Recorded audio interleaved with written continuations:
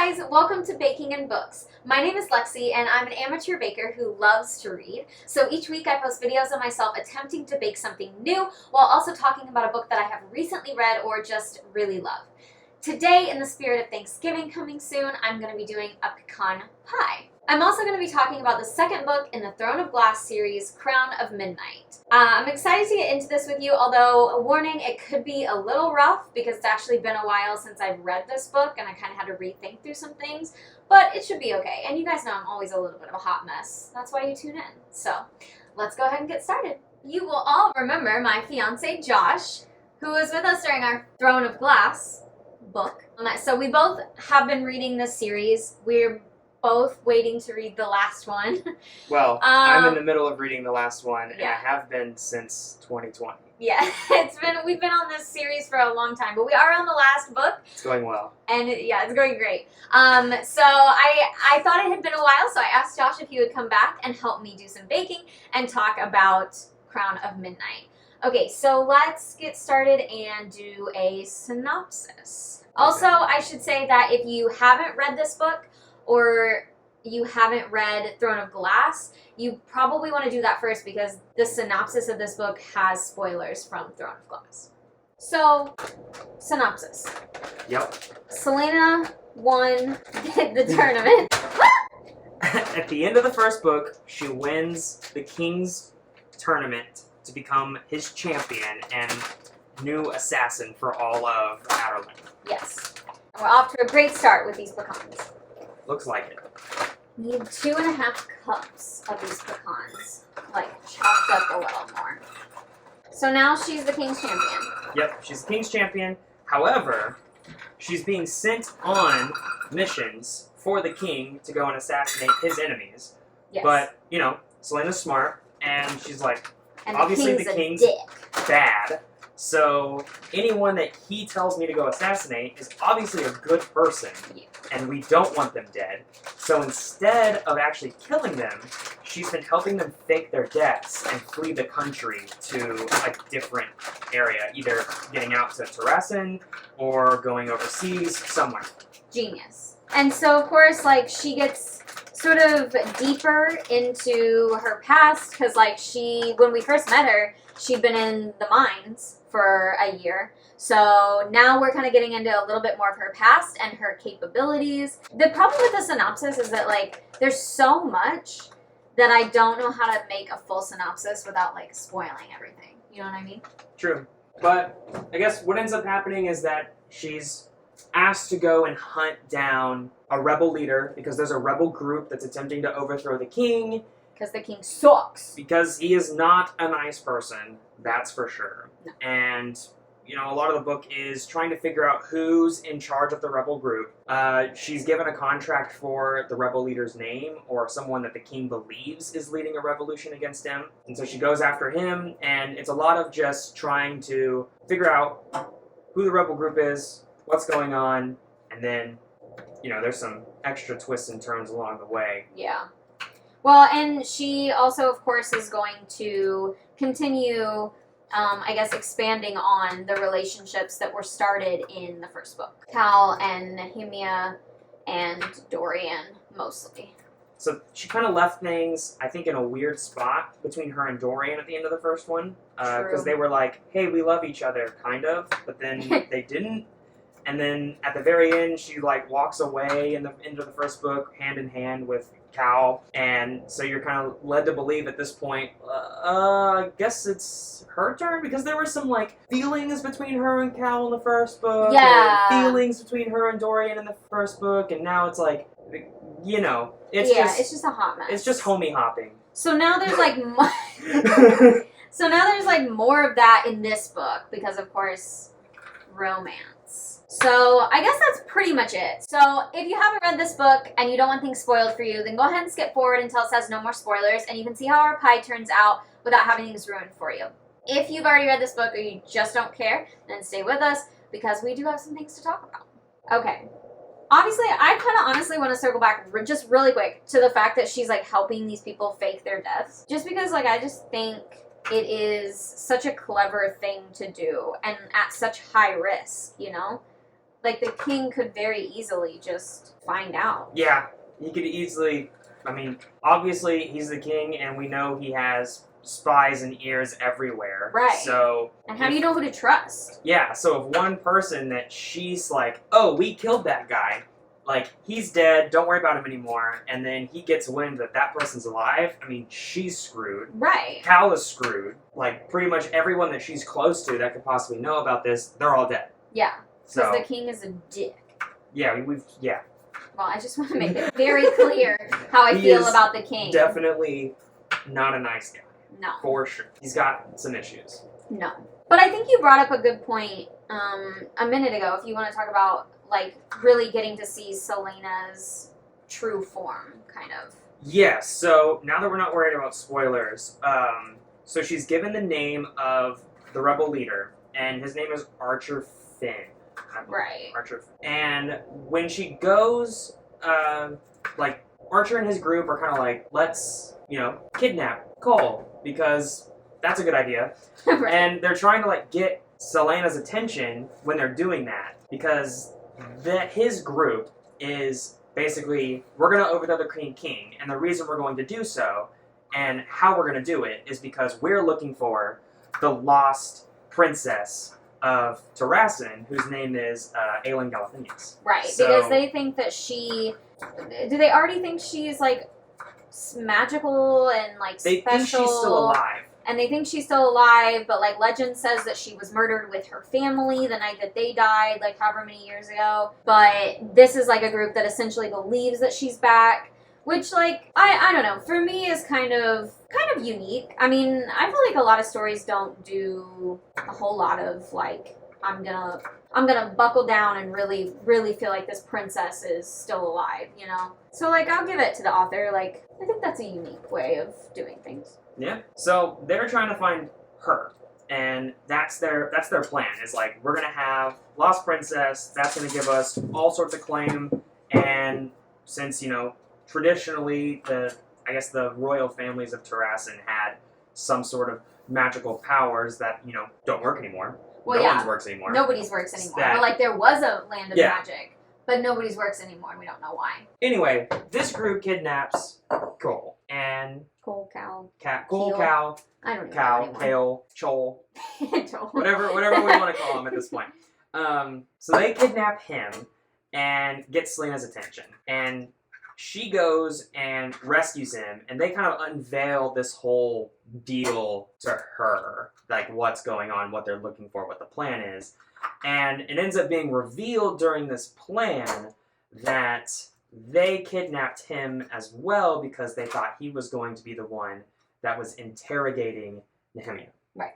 Which is her really good friend that she ended up meeting in the first book. Right. That was from another country. She was kind of like held captive in a sense by Duke Harrington. Like, he wasn't letting her leave. Oh, that's sort of right. Deal. So she forgot about that.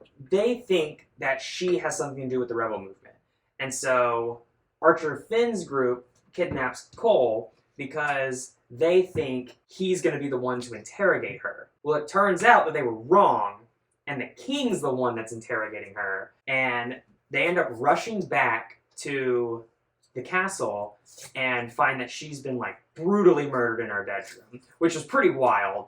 That one threw me. Like, I mean, I know this book was, like, aggressive, like, the whole first book was kind of a Hunger Games situation almost, but I did not expect her to just, like, up and die like that.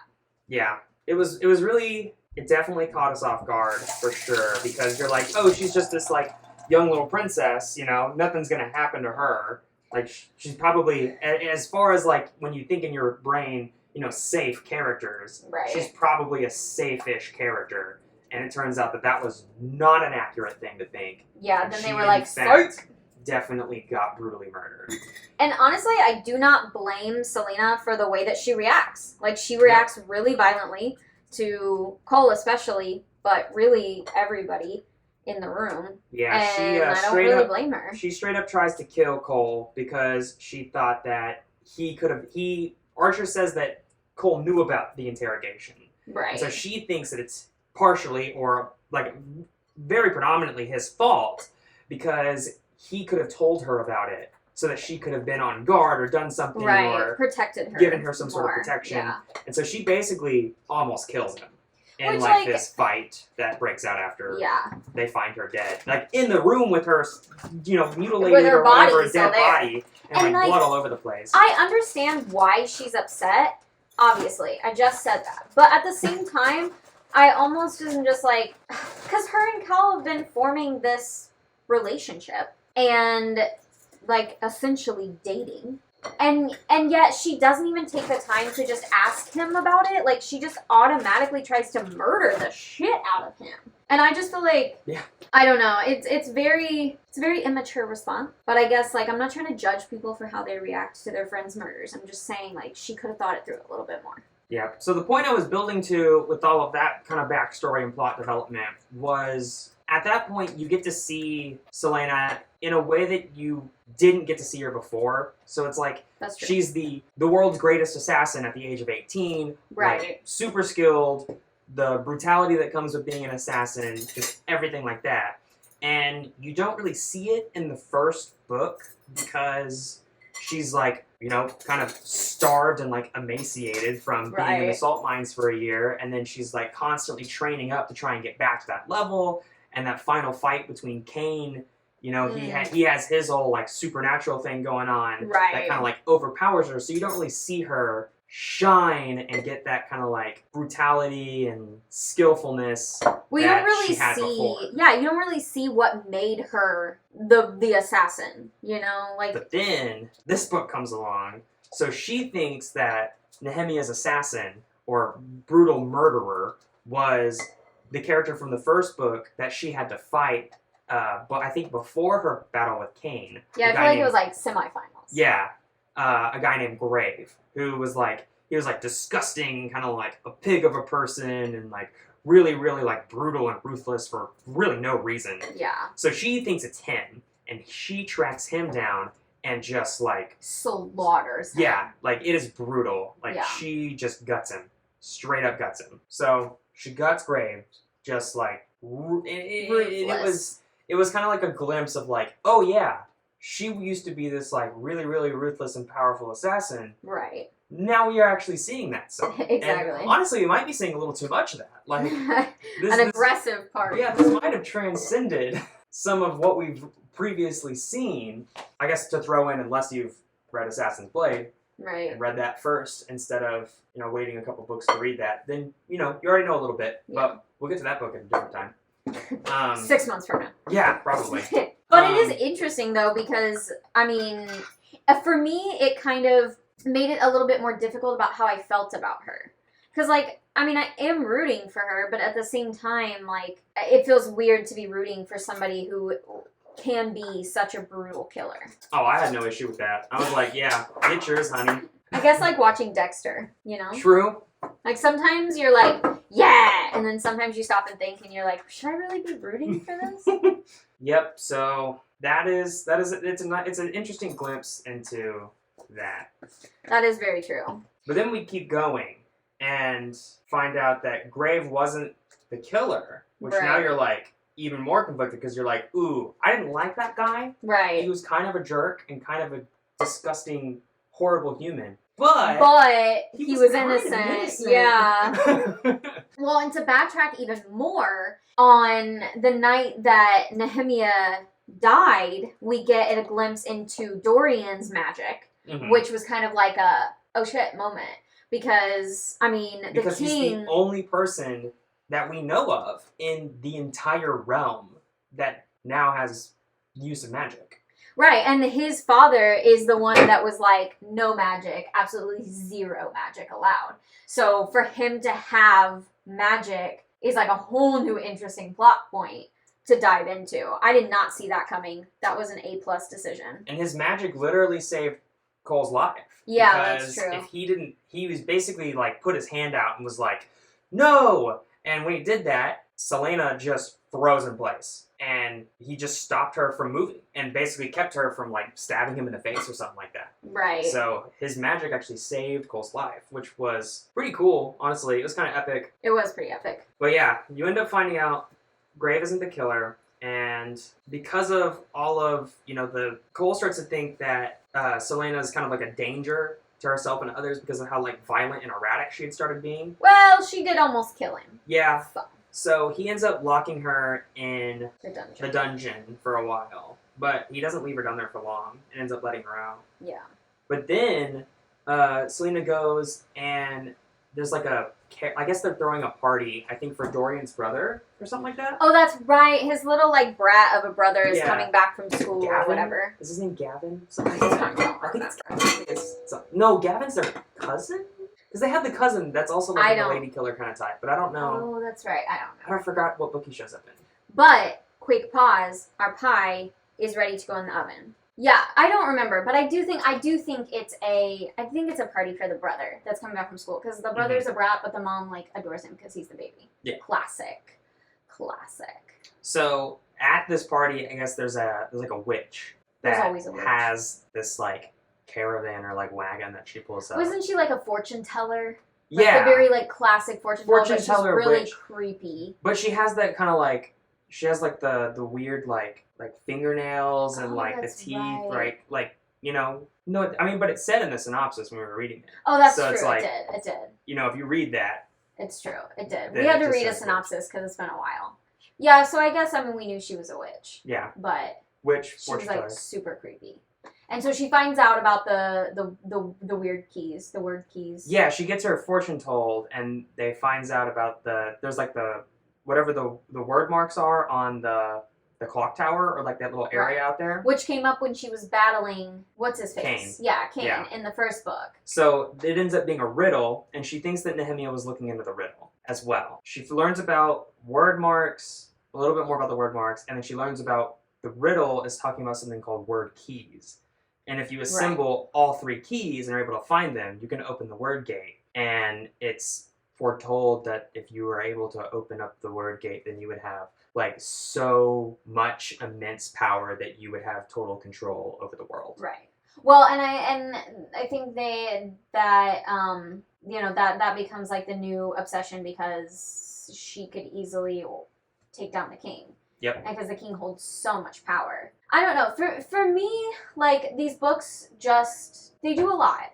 Like, that's my biggest thing about these books, is that there's a lot. And like, when we get into the third and fourth books, I think it's the third one that introduces like tons of new characters and all this stuff.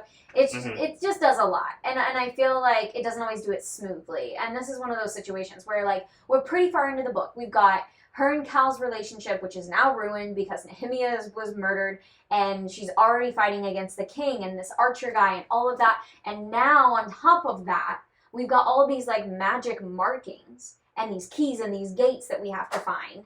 And it's no wonder this is a 6-book series, because it just takes forever. But isn't it? So I guess part of what, like, the big cliffhanger at the end of the book is because she ends up through this long battle. There's always the battles, and like has opened another portal when she's fighting Archer. No. She opens up the portal because she's trying to find Nehemia. Oh, that's right. Because she wanted to talk to Nehemia about the marks. About like the word marks and like her death and stuff like that. And so she talks to Nehemia, and Nehemia's like, "Hey, my death was totally supposed to happen. Like, there was no way to put the things in motion that needed to be in motion without me dying." And you're like, "Wow, that sucks." And then, well, yeah, I mean, that's what Selena is like. Okay, cool, don't give a shit. Like, she's still like, you're dead. I don't care. Come back to me. Yeah. Which I feel like is fair. I mean, if somebody like came back as a ghost and was like, "Don't worry, like I was supposed to die at this exact moment," I'd be like, I don't care. Like, I'd rather you be here. Yep. So she ends up coming out of the portal, and Archer's there, and she's fighting Archer, and then this creature comes out of the portal because it's still open. Something kind of like what Cain had made appear in the first one, but I think bigger. Probably. And her dog's there, and the dog's like barking at the creature, and the creature goes back into the portal, and then she goes into the portal after the dog goes into the portal. The dog goes into the portal, and she goes into the portal. No, the dog goes into the portal, then Cal goes into the portal to save the dog because he still loves her. But Cal and Dorian aren't there yet because they had a dream. Dorian has a dream that Selena's in trouble, and so they go down to the catacomb little area or whatever. Yeah, but then that's when the dog goes in, and Yeah. Cal wants to save the dog because Yep. it's Selena's dog, and he's already, like, on really bad footing with her. Yep. And then she goes in. She goes in, and Cal ends up seeing her with, like, these pointed ears, and, like, her face is a little bit changed, and she has this kind of aura around her, and it's only because they're in this portal. Yeah. Like, her, like, appearance is altered. And so he's kind of, like, freaked out by it, because I think she even has, like, the pointed teeth or something, too. But his appearance isn't altered. Yeah, nothing's different about Like, him it's or the literally dog. just her. It's just her. They get out of the portal and are able to close it. And she's back to normal. Yeah, and she's completely back to normal. Yeah. And then, of course, like, at the very last second, you find out that she's Aelin, the lost princess. Yep. Which I feel like I really only saw coming, like, the page before. So I will say that was pretty well written to make it seem like... Well, actually, I feel like for a while, I was like, maybe it is her. And then I was like, no, it's not her. Like, we've already been through this whole journey. But then it was her. I forgot that she knew she was the lost princess. She like, knew. She's not, like, she doesn't have, like, memory or anything. Which is pretty crazy. Knows. So, the author, Maas, really likes to do that, where it's like, and you'll see it a lot in, like, some of the later books, where you're just like, wow, this is crazy. And then, like, all of these reveals start happening, and you're like, holy crap, Selena knew the entire time. Yeah, like, Selena's always... You have no idea that she knows and that she's not... Like, she plays it off so well of just being like, what? Like, yeah. And then at the very end, she's like... the mastermind behind it all. So, like, she's having this conversation with Archer Finn and is like, oh, you're looking for the lost princess of Terrassen? Like, wow, that's crazy, dude. Knowing full well. Knowing full well that that's her. Yeah. She knows. Yeah, it is pretty crazy. So... It's an alright book. Yeah. I liked it. I thought it was a good follow-up. Yeah, that's a pretty good follow-up. I don't know. We'll see. I get reminded that, like, it's a good series. I would probably recommend it, but it has its pros and cons for me. If you like fantasy, you'll like it. Well, it's not the setting that bothers me. It's that I feel like the author tries to do too much at one time. And I feel like I understand where she was trying to go, but it seems like every book we get another layer that just is, every time there's a new layer introduced, I just sort of, like, roll my eyes. Like, you know, we had so much going already. You know, it's like she couldn't pick a lane. Like, she couldn't decide what she wanted to write about, so she just decided to write about all of it. I don't know. I guess it comes together a little bit more in the later books, but we can talk about that when we get there. Okay, if you left because of spoilers, go ahead and come back and join us. Our pie went in the oven and it came out, and I'm excited to taste it. So we're going to cut into it and see how we did. Ooh, let me show you first what it looks like in its whole form. There it is. Yay. I don't know. It looks like it might be a little dry. I'm a little worried, but we'll see. Or it may not be done at all. Okay. It's ugly, that's for sure. But it's definitely pecan pie. We'll do a bite without whipped cream, and then we will put whipped cream on it, because that is the only way to eat pecan pie. That's good. I like it. I mean, it's hot, but other than that, it's good. Yeah? Yeah. No, that's pretty good. Cool whip, for obvious reasons. And now, a bite with the cool whip. It's so good. I'm pleased with this. I would say this was a success. I definitely want to start making my own pie crusts. I just feel like it's time. I feel like it's time to move towards the pie crust realm. Definitely a success. Well, if you have any other recipes that you want to throw my way, go ahead and go for it. I'm always looking for new recipes, and I would love to try them. We do recommend this book, don't we? Yeah. We do. It's a good sequel.